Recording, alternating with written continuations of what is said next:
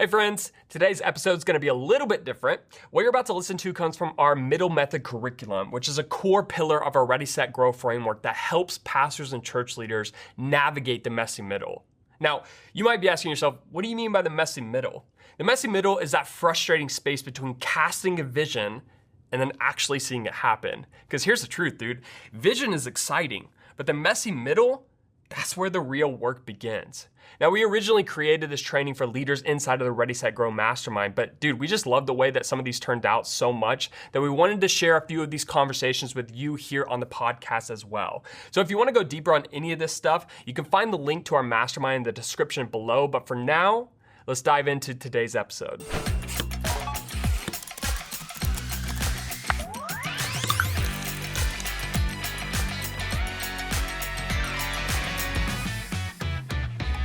All right, friends, welcome to the heartbeat section.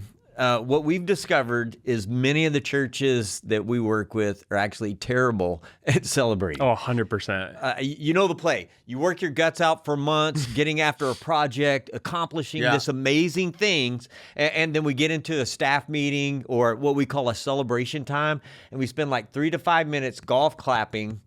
All right, let's get back to work.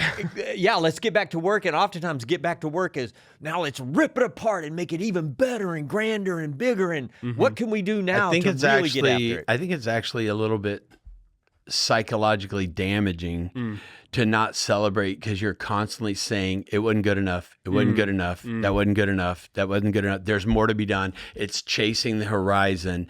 And I think it actually drains people from being able to have the energy to keep moving forward. It's the carrot and the stick principle of if we are satisfied, then we're not going to, if we're content, then we're going to be complacent. Right. Yeah. And so we need to make sure that we always recognize the gaps of performance of we could have done better. We could have done more. We could have done this. There's still so much work to be done. There's still so many lost people. It's like, yeah, true. But also there's so much good that's happening too. Exactly. So what we've recognized is for us and for the churches that we've worked with and the hundreds of leaders that have been a part of Ready, Set, Grow, in order for celebration to happen, it actually has to be a part of the system. Yep. And we've moved past just the golf clapping and, hey, the popcorn celebration, and we've recognized it actually has to be written. Yep. But what's cool about it is that when it gets written, and it gets written in the cool down, okay? In every cool down,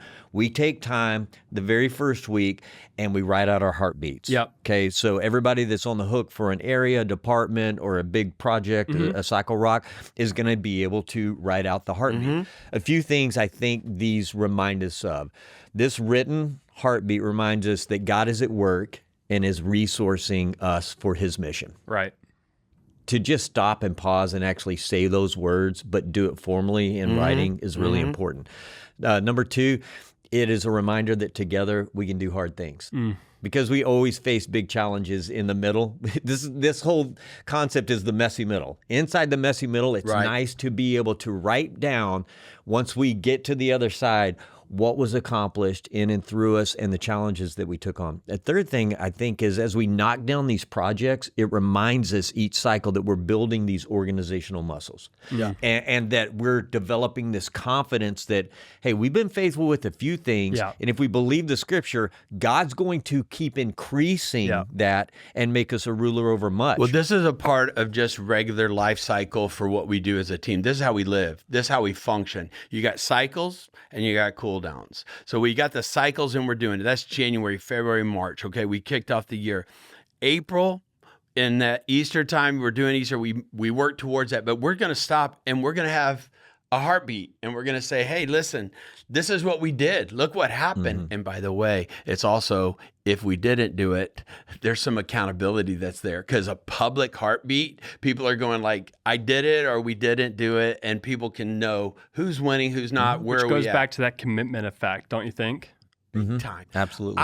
We're going to get this done, team, because I'm not getting in front of the whole group of staff and say we didn't do what we said we were going to do. That's right. Mm-hmm. So this is a time in the cool down to recover and reset. So then we're going to cycle, execute, cool down, recovery, reset. Yeah. We're going to keep doing that. And that cool down process is, like we talked about before, is in a cool down, we're going to review the past cycle.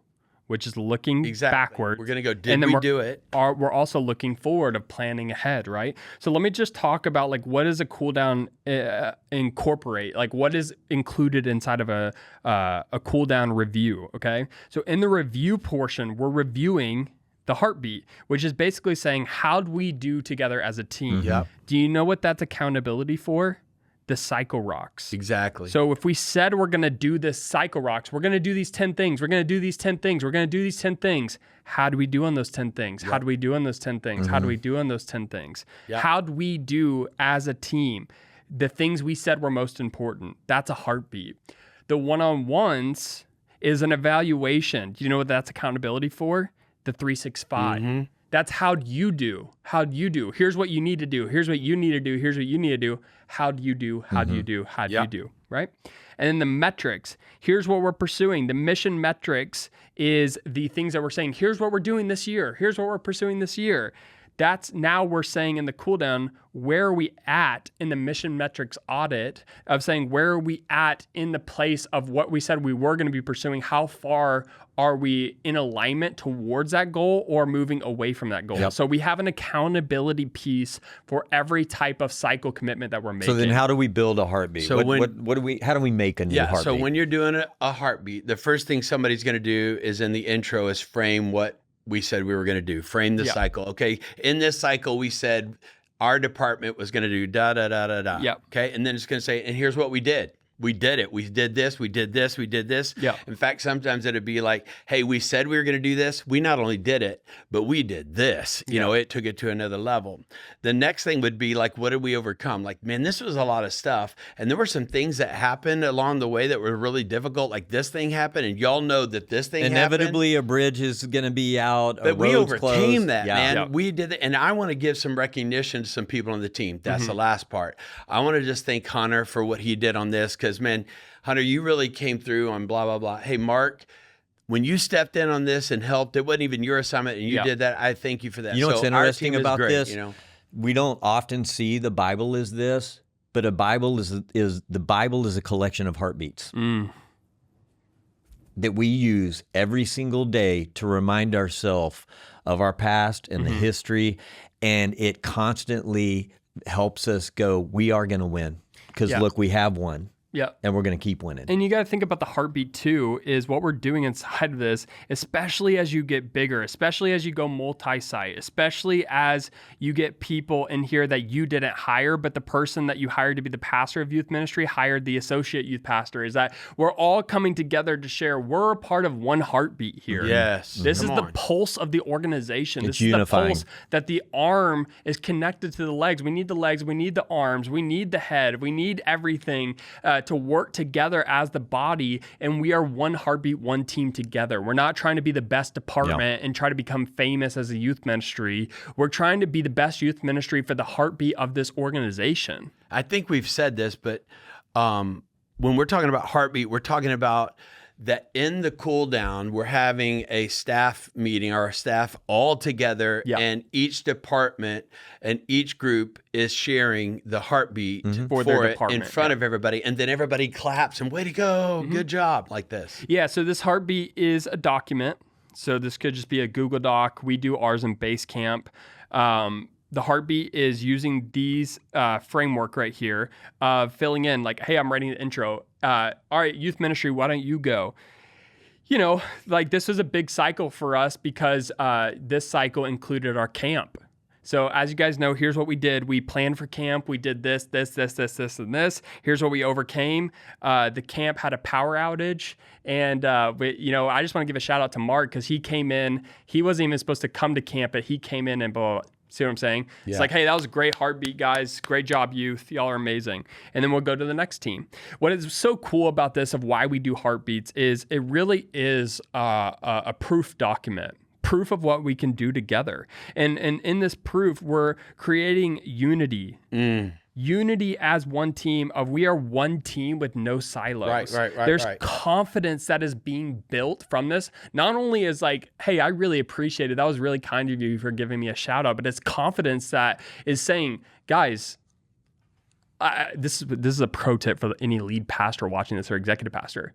Guys, did you see how much, like, I know we just golf clapped that because I was like the 4th heartbeat we just did, but think about all this stuff that we're doing together. It's you're trying to instill the confidence in your team that we can do anything that God is calling us to and we put our minds together for if we work together, because you want them to have confidence for when you cast a bigger vision that they're not bucking away from it. Like, why? We're never going to do that. Like, do you know how busy I already am? Yeah, think about this as a lead pastor that sometimes visionary leaders, they're a little nervous to share the next vision or the place they really sense God is wanting to go because the people aren't confident. But what if every time you cast vision, what you get from the response is, yeah, that makes sense. let's go do that. We can do that. That's Let's the go do obvious that. next We step. know how to do I think this. it's like when you were just talking about how the Bible is a compilation of heartbeats. Think about when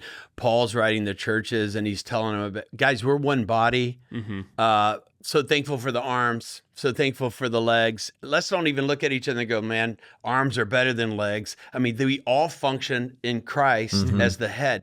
Yep. Part of what you want to do is when the heartbeats are going, I'm trying to go each time going like, hey, man, golly, I'm so thankful for you guys. Aren't we thankful for them? Yeah. We're highlighting that. That's defeating the silo mentality. Yeah, and we are one team. That's what it all comes back to, right? So we want everybody. The reason you exist inside of that department is to become a specialist in that role. You need to do deep dive because everyone can't be a specialist in everything. So we have to divide and conquer. But we're one team, meaning, yeah, you might be a wide receiver on offense, but I'm a linebacker on defense. I need to stop the other team from scoring, and you need to actually score, and together we're going to win a Super Bowl. Right. Does that make sense? We're one team. And the last thing here, so you have the unity, we're one team. The confidence that we can cast a bigger vision. Guys, we're going to win the Super Bowl. Yep. Right? And then learning is stop repeating the same mistakes over and over again. Learn from what's happening. Hey, here's what we learned from this past cycle is we need to blah, blah, blah, blah, blah. So next time we go into a cycle, we're going to make sure that we do blah, blah, blah, We blah. always talk about you don't grow from experience. We grow from examined experience. Yep. Part of the power of the heartbeat, it isn't just something that I learned and I go, oh yeah, I need to remember that. I've written it down. Yes. I've said it out loud. Yep. Yes. It's documented. You get It's it. an So- examination of this journey that we just took together. Here's the biggest way that I've gotten, I've never been able to convince a pastor that they need to get better at celebrating just by telling them that it's good for the team. Because they'd be like, yeah, I know I need to do better at that, but then they don't actually do anything. Here's the number one way I've gotten pastors to want to be very, very intentional about celebrating. Here it is right here. Let me show you this as a picture here.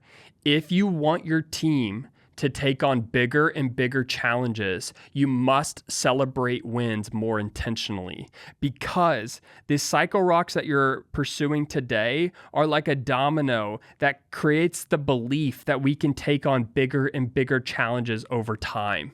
So if you want to knock over this first domino and have the belief system that our team can take on bigger and bigger challenges, you need to celebrate and recognize and instill into their brains that we are the type of team that can knock over bigger and bigger dominoes in the future. So there's some thoughts that people have as they head into a cycle, and the celebration, the heartbeats help mitigate that. Yeah. So what are they? Well, I think there's a transformation when this becomes cultural. First up is there's a lot of people when they hear vision or like that bigger domino, like we're talking about, of, I don't know if we should do this, we might fail.